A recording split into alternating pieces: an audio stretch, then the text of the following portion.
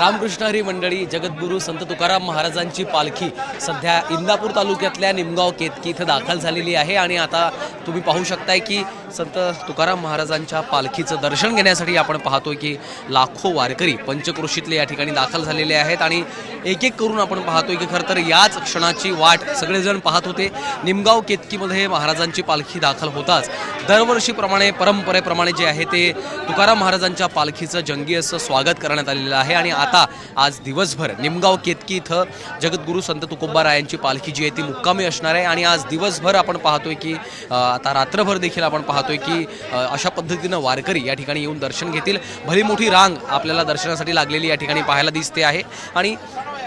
ज्ञानोबा तुकारामाच्या जयघोषामध्ये आपण पाहतोय की संपूर्ण वारकऱ्यांचा वैष्णवांचा मेळा या ठिकाणी दाखल झाल्याची ही सगळी दृश्य आपण पाहतोय। खरं तर उद्या